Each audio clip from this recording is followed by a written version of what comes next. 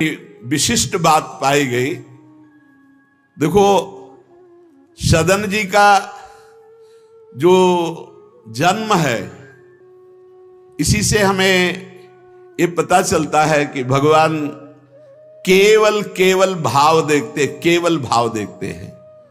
सदन कसाई ताकि नीकी कसियाई, जैसे बाराबानी सोने की कसौटी कसियाई है। जीव को न बध करें ए पे कुलाचार ढरे, बेचे मांस लाए प्रीति हरि सो लगाई है। गंड की को सुत बिन जाने तासों तोल्यो करे, भरे दृग साधु आनि पूजे पे न भाई है। कही निस सुपने में वाही ठोर मुंह को देवो, सुनो गुण गान रीझो ही की सच्चाई है। सदन जी का जन्म कहां हुआ? कसाई कुल में, जहां पशुओं का वध करना एक स्वाभाविक वृत्ति है। निंदनीय किसी भी जीव की हिंसा करना निंदनीय कार्य है। देखो, पर कभी कभी ऐसे महापुरुषों का प्रभाव प्रकाशित होता है कि कुल कर्म छू भी नहीं सकते। सदन जी जैसे स्वर्ण कसौटी पे कसा जाए तो खरा निकले, ऐसे खरे महाभागवत थे। उनके हृदय में एक बार कुछ रिश्ते नातेदार आए, बच्चे ही थे, तो पिता एक छोटा बछड़ा लाए थे। वहां तो कटते ही रहते थे। पिता ने कहा कि ज्यादा तो इसमें मांस नहीं, इसकी टांगों में मांस से पहले तो फिर अपने अतिथि का स्वागत करते हैं। सदन जी ने जब सुना, उसके पास गए तो लिपट कर रोए। बच्चे थे, बछड़े से, ऐसा ऐसा मेरे पिताजी कह रहे हैं तुम्हें काटा जाएगा, और ऐसे दुलार कर रहे थे। बछड़े के भी देखा आंसू निकल रहे। हर जीव को पता है, कष्ट का पता होता है। तो उसने कहा, एक भागवतिक महापुरुष का जीवन बदलना है, इसलिए मानो बछड़े ने कहा कि तुम अपने पिताजी से कह दो, उचित तो यह है कि पहले मेरी गर्दन काटे। तो सदन जी ने कहा, ऐसा क्यों? बोले, क्योंकि मैं पूर्व में ऐसा था, तुम्हारे पिताजी पशु थे और मैंने इनकी गर्दन उड़ाई है, तो मैं अब पशु बना हूं, इनसे कह दो तुम्हें गर्दन ही काटनी चाहिए, पहले जिंदा टांग मत काटो, मैंने तुम्हें इतना कष्ट पूर्व में नहीं दिया था, सीधे गर्दन काटी थी। इसका मतलब जो कर्म किया जाता है उसका फल मिलता है पक्का। मैंने पूर्व में तुम्हारे पिता की गर्दन काटी थी इस जन्म में, इसीलिए मुझे पशु बनना पड़ा, और तुम्हारे ही पिता मेरी गर्दन काटेंगे पक्का, तुम रोक नहीं सकते, क्योंकि वो विधान है। पर वो पहले टांग ना काटे, पहले गर्दन काटे। अब ये घटना उनको बहुत चुभी। जीव को अपने कर्म का फल भोगना पड़ता है जन्म जन्मांतरों में। बच्चे ही थे, कुछ संत मंडली जा रही, यही है मत की रति गति भूति भलाई, जब जे जतन जहां जे पाई, सो जानो सत्संग प्रभाव। सत्संग का एक अमोघ प्रभाव होता है। वो संतों के सामने गए, चरणों में लौट गए, बालक थे। संत जनों ने, उठो उठो बच्चे, तो रोते हुए बोले कि हर कर्म का फल जीव को भोगना पड़ता है, कोई ऐसा साधन है जिससे कर्म का फल ना भोगना पड़े और जीवन मुक्त हो जाए, जीव मुक्त हो जाए? उनका भगवान का निरंतर नाम रटना। श्री हरि हरि नाम निरंतर रटे और स्वयं किसी जीव को कष्ट ना दे और संतों का संग करता रहे तो जीवन मुक्त हो जाएगा। बस छोटे से बालक सदन जी में बात बैठ गई। बस अंदर शुरू कर दिया, हरि श्री हरि श्री हरि श्री हरि। संतों की बात मान ले तो परम पद जेब में है। अब पिताजी जब तक रहे तब तक वो वध करते रहे, जीवों का, लेकिन सदन जी ने कभी कभी किसी का वध नहीं किया। वो कुल परंपरागत मांस खरीद लाते और उसी को मुनाफा करके बेचते और परिवार का पोषण करने लगे। एक दिन ये रास्ते में आ रहे थे तो किसी साधु का बटुआ ढीला होगा तो शालिग्राम भगवान गिर पड़े थे। इन्होंने उठाया कि अच्छा चमकता हुआ कोई पत्थर है, तो शालिग्राम भगवान को लाए तो उन्होंने अंदाज में कि आधा 1 किलो के वजन का काम तो करेंगे, तराजू में रख दिया। हरि श्री हरि श्री हरि श्री हरि, हर समय नाम जपना। ये तो बचपन से शुरू था संतों की कृपा से, और भगवान से अंदर से समर्पण था। ये नहीं जानते थे कि शालिग्राम भगवान है, देखा ही नहीं था कभी भगवान के शालिग्राम रूप को। अब जैसे कोई कहता कि 5 किलो दो, तो 5 किलो शालिग्राम बन जाते, 2 किलो तो 2 किलो दो। अब तो बहुत बढ़िया काम की बाट बदलने की जरूरत नहीं, एक ही बाट में जितना मांगो उतना दे देंगे, और ठीक वजन उतना ही होता, कभी किसी को संशय नहीं हुआ। एक दिन वो संत समागम करते ही थे तो एक संत भगवान आए। कोई इनके यहां ये भेद नहीं मानता था कि ये अमुक कुल की, क्योंकि इतने महाभागवत थे। संतों के चरणामृत लेना, उनके पास बैठकर सत्संग करना, तो संत जन इनके यहां आकर के बैठते थे, इनके यहां आकर के थोड़ी देर भगवत चर्चा, बड़े उच्च कोटि के भाव सदन जी के प्रकाशित थे। तो एक संत भगवान ने देखा कि ये तो बड़े सिद्ध शालिग्राम है, इनमें तो चक्र का चिन्ह भी है और ये इससे मांस तोलते हैं। अश्रुपात होने लगे संत जी के कि ऐसा अनर्थ करते हो तुम, भगवान के भक्त हो। संत जी ने सदन जी से बताया कि ये जानते हो तुम्हारे बांट नहीं है, स्वयं शालिग्राम भगवान है, और इतना घृणित कार्य कि तुम इनसे एक तरफ मांस और एक तरफ शालिग्राम। बड़ी बड़ी उनको व्यथा हुई। सदन जी ने कहा मुझे कुछ पता नहीं, मैं नहीं जानता, मेरे लिए तो ये बहुत सिद्ध बांट है, मैं जितना ग्राहक मांगता है उतना ही, आधा किलो तो आधा किलो, 5 किलो तो 5 किलो बन जाते हैं। आप देखो अपने कुल कर्म को कर रहे हैं और नाम जप कर रहे हैं, और संतों की कृपा है। तो देखो अचानक रास्ते में भगवान शालिग्राम जी मिले थे। उन्होंने कहा अगर ये भगवान है तो आप ले लो, हम तो सेवा पूजा कुछ जानते नहीं, आप इनको ले जाओ। संत जी ले गए, और देखो ये हृदय में बैठा लीजिए, संत मिले मतलब आखिरी जन्म हमारा है। विश्वास अगर कर ले, पक्का समझ लीजिए ये तुम्हारा विश्वास काम करेगा। निमज्जोन्मज्जताम घोरे भवाब्धौ परमायनम संतो ब्रह्मविदा शांता निर्दडे वापसु मज्जताम। इस घोर संसार सागर में जो हम डूब रहे हैं, तो भगवान भेजते हैं ब्रह्मवेत्ता संत महापुरुष का समागम, और जहां संत मिले तो आखिरी जन्म समझो इस संसार समुद्र से पार होने के लिए सुदृढ़ नौका संत समागम है। भव सागर कहाँ नाव, शुद्ध संतन के चरण, तुलसीदास प्रयास बिनु मिलहि राम दुख हरन। संतों के चरणों का सानिध्य मिला तो देखो सदन जी हरिनाम जपने लगे, सदन जी के हृदय में संतों के प्रति प्रियता बढ़ी, शालिग्राम भगवान मिल, सब बानक बन जाता है।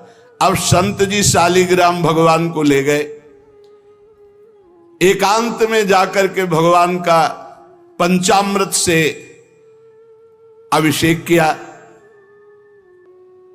और इसके बाद वेद की स्तुति की, पुरुष सूक्त, शास्त्र शीर्षा पुरुखा सहस्राक्षा शास्त्रपात। भगवान को बिल्कुल अच्छा नहीं लगा। देखो भगवान प्रीति चाहते हैं, सिद्धांत एक अलग होता है। इसीलिए कल हम ऊपर कुछ साधकों से कह रहे थे कि किसी भी साधक को ठाकुर जी में जिस रूप में आसक्ति हो उसको ठेस नहीं पहुंचानी चाहिए, क्योंकि पता नहीं कितना आसक्त हो आप देख करके अच्छा चलो, ऐसे नहीं कभी वही ओहो धन्य भाग, कितने सुंदर आपके ठाकुर जी है, बहुत सुंदर, आप खूब प्यार कीजिए, क्योंकि पता नहीं वो कितनी गहराई से प्यार कर रहा है आप, तो उसका हृदय बहुत दुखी हो जाएगा। भक्त का हृदय दुखी हुआ तो आपकी उपासना में फर्क पड़ जाएगा। संत जी को लगा था कि कसाई कुल में जन्मे हैं, मांस का उधर पल्ला इधर ठाकुर, क्या अपराध कर रहा है, उनको ऐसा, और बाहरी दृष्टि में लगता भी ऐसा ही है। तो कहा भयो जो पे बड़े कुलहू में जन्म भयो, जप तप नेम व्रत साधन अपार है। कहा भयो तीर्थ अनेकन गमन किए, गयो नहीं जौलो निज मन को विकार है। जौलो मेरे संतन में राखे जाति भेद सदा, तौलो कहो कैसे वह पावे सुख सार है। मेरे साधु नीच पद पंकज ना धोयो, जोलो सब शास्त्रन को पढ़ी बोई भार है। जरा भी भाव किसी भी संत जो भगवत मार्ग के प्रतीक है, जाति पक्ष में रूप पक्ष में इनके तेज तो है नहीं, ये तो ऐसे बिल्कुल नहीं, सावधान, पता नहीं कौन किस कोटि का उच्च कोटि का महापुरुष आपका चिन्ह। उन संत बहुत अच्छे संत थे, पर उनके मन में बात आ गई कि जाति के तो कसाई है, काम तो नीचे ही है, मांस। देखो नहीं जाना भगवान की महिमा, हम समझ रहे थे उच्च कोटि के, और वो बहुत उच्च कोटि के महापुरुष सदन जी, निरंतर नाम जप। और एक खास बात थी सदन जी में, दैन्यता, कि मैं तो किसी योग्य नहीं, और उनको पता भी नहीं था कि शालिग्राम भगवान है। तो लेके आयो साधु मैं तो बड़ो अपराध कियो अभिषेक सेवा करी पे न भाई है। ये तो प्रभु रीझे तो पे जोई चाहो सोई, करो गरो भरी आयो सुनिमति बिसराई है। तेई हरि उरधारी डारी दियो कुलाचार, चले जगन्नाथ देव चाह उपजाई है। मिलो एक संग संग जात वे सुगात सब, तब आप दूर दूर रहे जान पाई है। संत जी ने बड़ा अभिषेक किया, वेद स्तुति की, भगवान को भोग लगाया, बड़ी प्रसन्नता से उच्च सिंहासन पर विराजमान किया। भगवान उसी समय आकाशवाणी हुई, ए साधु, मुझे ये तुम्हारी वेद स्तुति बिल्कुल पसंद नहीं, तुम्हारा ये पंचामृत स्नान भोग ये सब, तुम मेरे भक्त पर नीच बुद्धि करके मुझे लाए हो ना, ये मुझे तुम क्या समझते हो? वेद मेरी श्वासों से ही तो प्रकट हुए हैं। वेद क्या है? भगवान की श्वासों से वेद का प्रादुर्भाव हुआ। सो हरि पढ़े ये अचरज भारी, चारों वेद भगवान के श्वासों से प्रकट हुए। जाकी श्वास वेद श्रुतिचारी, जिनकी श्वासों से चारों वेदों का प्रादुर्भाव हुआ।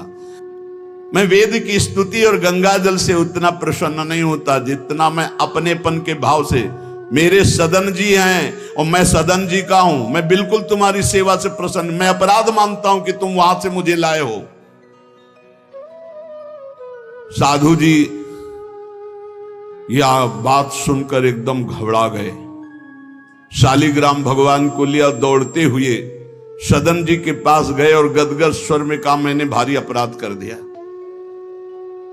ठाकुर जी को अप्रसन्न कर दिया। मैंने आपके प्रति भाव किया कि आप कसाई कुल में आपका अधिकार ठाकुर का नहीं है, इसलिए आप ठाकुर जी को नहीं जानते हो, आप ऐसा ये लो।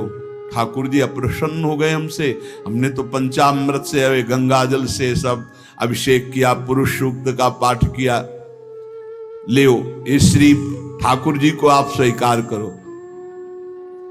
विधि पूर्वक सेवा से ठाकुर जी प्रसन्न नहीं हुए, अपनेपन से।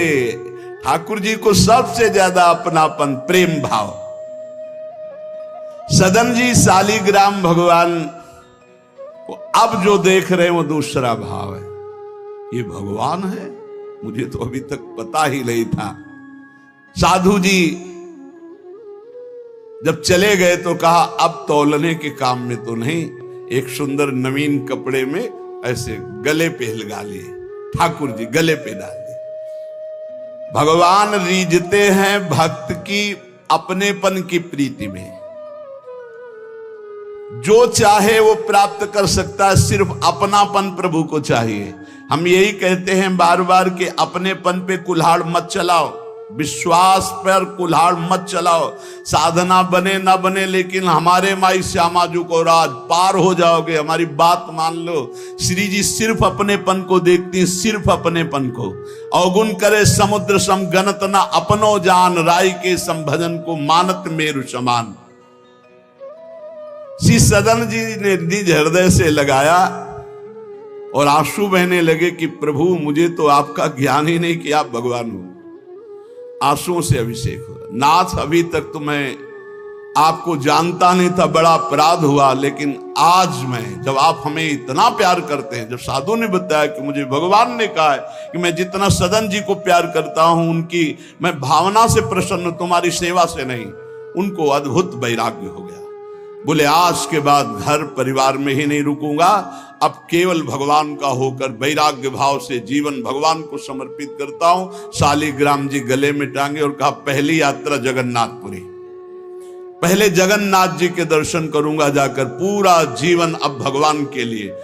भगवान देखो कैसे कृपा करते। बचपन में संतों से उपदेश मिला, नाम जब शुरू किया, ऐसे उच्च कोटि के महात्मा के ऐसा कार्य करने पर भी सब संत उनके यहां जाते थे, और उसका परिणाम हुआ कि घोर वैराग्य युक्त होकर भगवान के अनुराग में घर से चल दिए।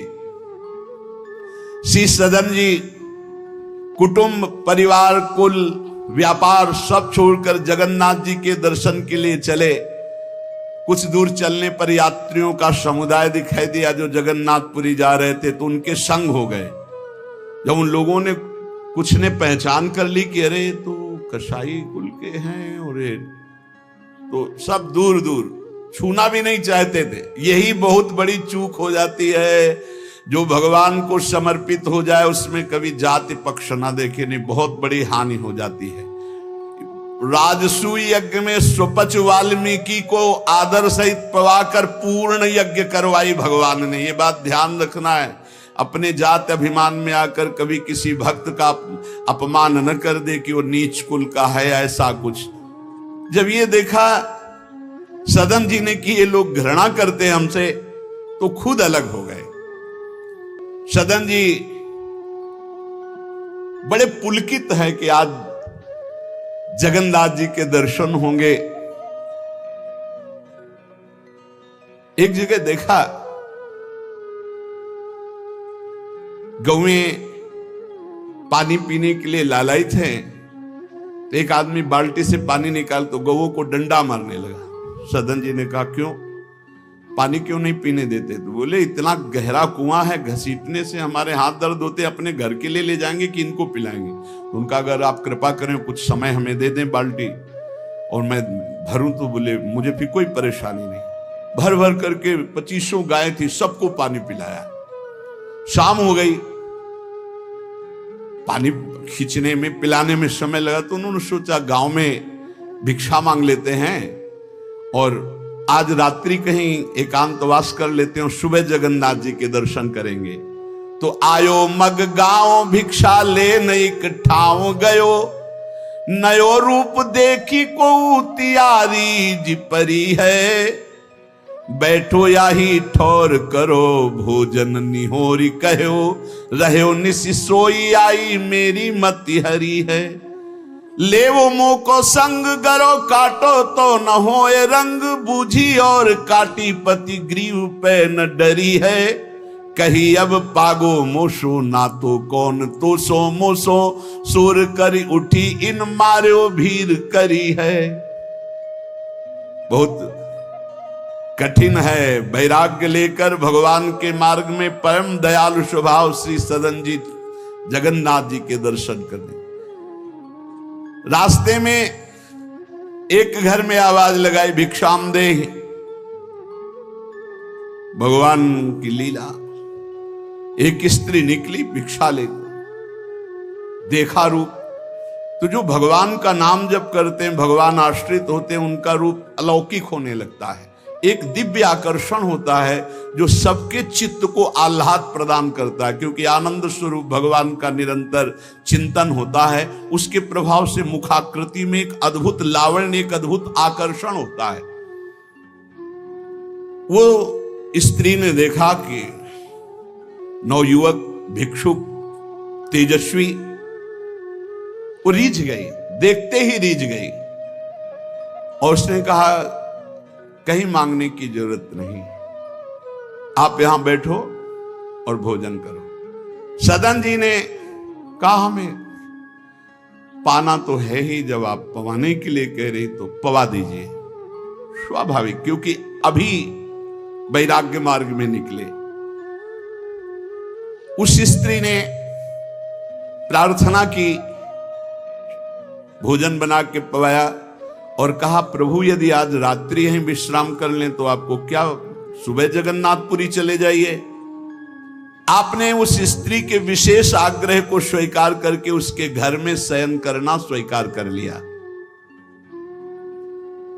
जब उसके पति सो गए तो वो रात्रि में उठ करके आई और आपके पास आकर बोली कि मैं आपको देख करके काम से पीड़ित हो चुकी हूं, अतः आप मुझे स्वीकार कीजिए और मैं सदा सदा के लिए आपके साथ के लिए चल दूंगी। सदन जी ने कहा यदि तू मेरा गला भी काट डाले तो भी मैं तुझे स्पर्श नहीं कर सकता, क्योंकि तेरा पति है। अच्छा, उसने गलत अर्थ ले लिया। उसके भाव में आया कि अगर पति है तो ये स्पर्श नहीं करेंगे, अगर पति ना हो तो स्वीकार कर लेंगे। कोआ मदांधो मदना तो रोवा, अंधों में भी अंधा कौन है, बोले जिसमें काम जागृत हो जाए। वो ऐसे काम से व्याकुल हो गई कि सोते हुए अपने पति का बिल्कुल भी प्रियता न रखते हुए गला काट दिया और आकर बोली सदन जी से अब मुझे स्वीकार करो, आपको पति का भय था ना, गला काट दिया। सदन जी ने कहा कि तू कितनी नीच है,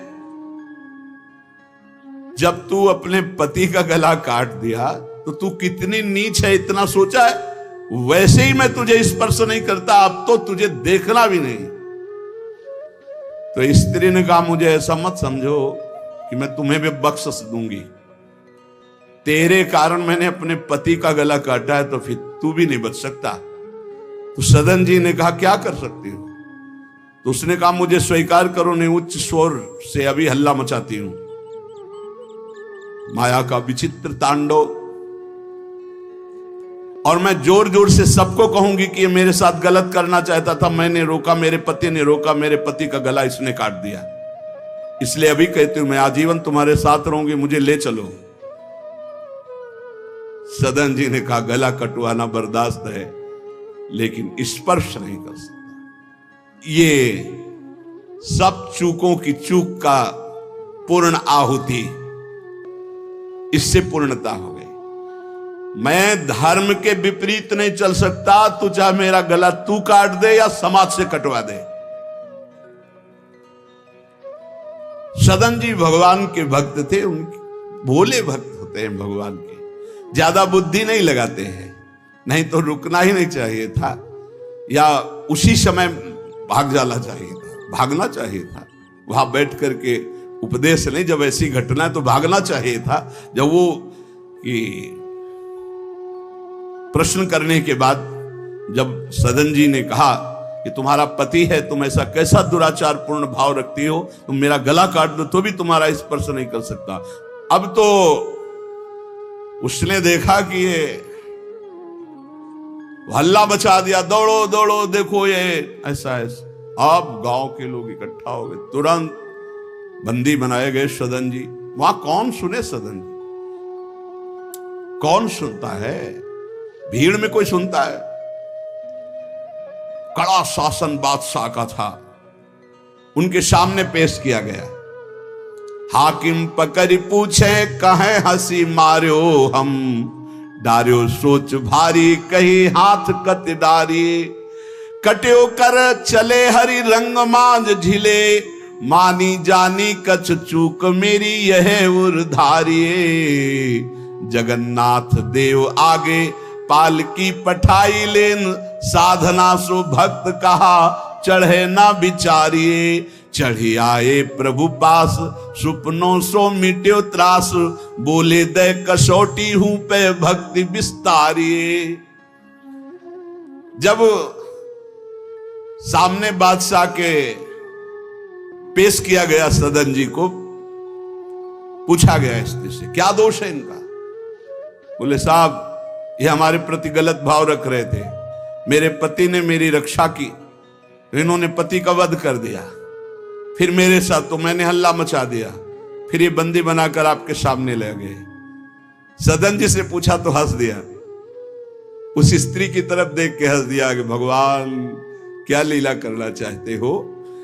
और सदन से पूछा तुमने ऐसा किया, तो बोले जो ये कह रही है वही सत्य है।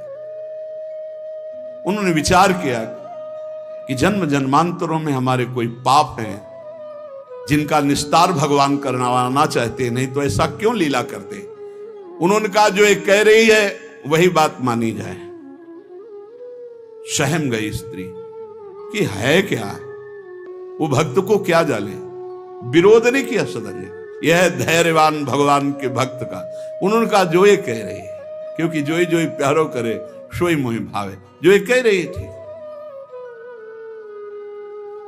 भगवान के रहस्य को जानने वाले भक्त ऐसा ही।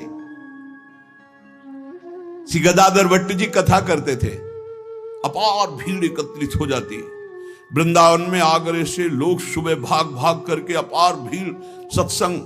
तो एक कल्याण सिंह जी थे, बड़े जमींदार धनी, और सत्संग का प्रभाव है कि जितेंद्रियता, वैराग्य, भगवत प्रीति ये बढ़ती है। तो जब से उन्होंने सत्संग सुना तो ब्रह्मचर्य का नियम ले लिया, पत्नी से बात नहीं करते थे। अब घर गृहस्थी में तो यही संसारिक सुख है। कई महीने हो गए वो अपने राजकाज और सत्संग में भाग जाना, सत्संग से आना, बस एकांत में भजन करना। पत्नी ने देखा कि कई महीने हो गए, हमारी तरफ देखना भी नहीं, बातचीत नहीं, ये कहाँ जाते हैं, कौन है ऐसा। तो पता चला गदाधर भट्ट जी क्या। बोले हमारी जिंदगी का कांटा है वो, बड़े सुख चैन से जीवन कट रहा था, जब से सत्संग में गए। अरे दक्ष ने साप दे दिया नारद जी को इसी बात के लिए, साप दे दिया। 2 घड़ी से ज्यादा कहीं तुम टिक नहीं सकते, जाओ साप देता हूं। तो नारद जी ने कहा 24 दूनी 48 मिनट में तो हम बड़ा काम कर लेंगे, तुम साप दे दो कोई बात नहीं। उसने सोचा कि मैं ऐसा मुंह काला करूं गदाधर भट्ट जी का कि कोई सुनने ही ना जाए, तो जब ये कथा नहीं सुनेंगे तो फिर हमसे प्यार करने लगेंगे। इसी ताक में थी कि कैसे क्या करूं। तो देखा उनकी गली में एक भिखारिन मांग रही थी, फटे पुराने कपड़े पहने, गर्भवती थी। फौरन बुलाया और सोने की असरफियां दी। अरे वो तो गली में मांगने वाली सोने की असरफियां मिली। अरे मालकिन तो उनका एक काम है, जितना तू धन कहेगी तुम्हारे परिवार वालों को दूंगी, बस एक काम कर, तू जा करके कथावाचक, जहां मेरे पति कथा सुनने जाते हैं उनका नाम गदाधर भट्ट है, वहां जाके बीच सभा में कह दो कि वैसे तो रोज आते थे और जब से ये हो गया तब से आ नहीं रहे, इसका पालन पोषण कौन करेगा। बस वो समझ गई थी इतने में सब भक्तों की श्रद्धा खत्म हो जाएगी। गली गली मांगने वाली उसको इतना स्वर्ण मुद्रा मिल गई, वो फूली हुई गई और कहा पंडित जी पूरी सभा ऐसे लगी थी। नजदीक जाके जब ये नहीं रहा था तब रोज आते थे, जब से गर्भ रह गया तो आना ही बंद कर दिया। इसका पालन कौन करेगा? बोले बैठो बैठो, बहुत दिनों में आए, बैठो। जिसने गर्भ दिया वही इसका पालन भी करेगा, तुम चिंता क्यों करती हो?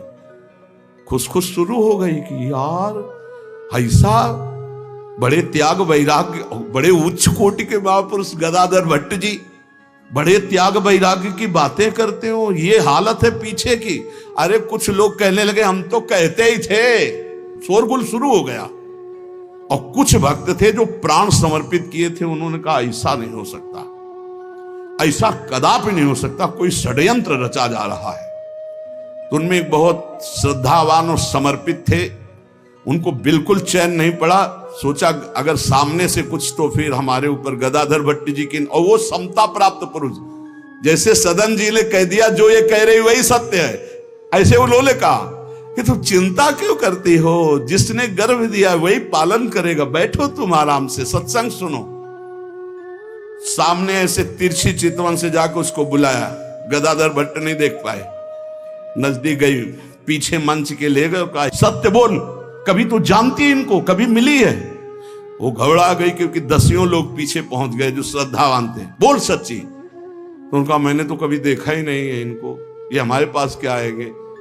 खोल के दिखाई, इतनी असरफियां मुझे मिली हैं और इससे ज्यादा मिलेंगी। इस बात के कारण मैंने सोचा मेरे परिवार का, अरे तू परिवार के पोषण की सोच रही, लाखों की श्रद्धा की बात है, किसने दिया?